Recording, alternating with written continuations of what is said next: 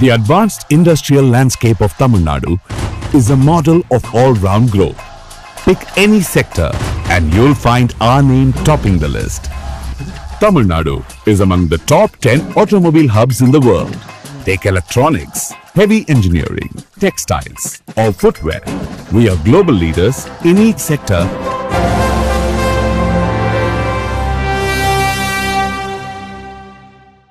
போதைப் பொருட்களற்ற சமூகத்தை உருவாக்க அடியெடுத்து வைப்போம். Be a part of the movement for a drug-free society. Essendon Marathon. Register now. உலக பிரசித்தி பெற்ற சுற்றுலா தலமாகவும் ஆன்மீக தலமாகவும் உள்ள ராமேஸ்வரம் அக்னி தீர்த்த கடற்கரையில் நாள்தோறும் ஆயிரக்கணக்கான பக்தர்கள் நீராடி தங்களது முன்னோர்களுக்கு திதி கொடுத்து வருகின்றனர்.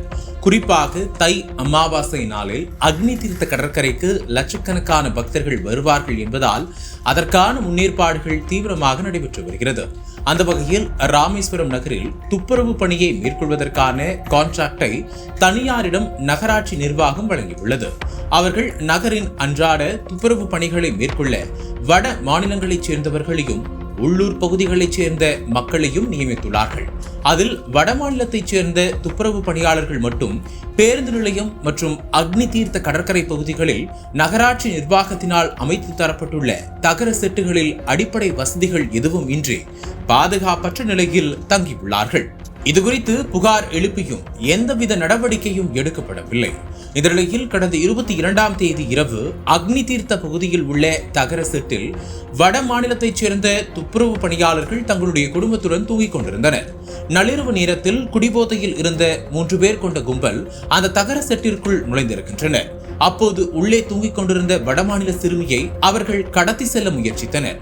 சட்டென கண்விழித்த சிறுமி அந்த போதை ஆசாமிகளை பார்த்து அலறியிருக்கிறார். சிறுமியின் அலறலை கேட்ட குடும்பத்தினர் தூக்கத்தில் இருந்து எழுந்து பார்த்த போது அங்கிருந்த ஆசாமிகள் தப்பி ஓடியுள்ளனர். அவர்களில் 2 பேர் தப்பி ஓடிய நிலையில் ஒருவர் மட்டும் பொதுமக்களிடம் சிக்கிக் கொண்டார். அந்த இளைஞருக்கு தர்மடி கொடுத்த தொழிலாளர்கள் இதுகுறித்து தங்களுடைய ஒப்பந்ததாரருக்கு தகவல் தெரிவித்தனர். சம்பவ இடத்திற்கு வந்தவர் பிடிபட்ட அந்த இளைஞரை விசாரித்துக் கொண்டிருந்த போது அவரும் அங்கிருந்து தப்பி ஓடியதாக கூறப்படுகிறது. அடுத்த நாள் காலை பாதிக்கப்பட்ட குடும்பத்தினர் காவல் நிலையத்தில் புகார் அளித்தும் போலீசார் குற்றவாளிகளின் மீது எந்த நடவடிக்கையும் எடுக்கவில்லை என குற்றச்சாட்டு எழுந்துள்ளது. இந்த விவகாரம் பெரும் பரபரப்பை ஏற்படுத்திய நிலையில் வடமாநில சிறுமியை கடத்த முயன்ற கும்பலை உடனடியாக கைது செய்ய வேண்டும் என கோரிக்கை எழுந்துள்ளது.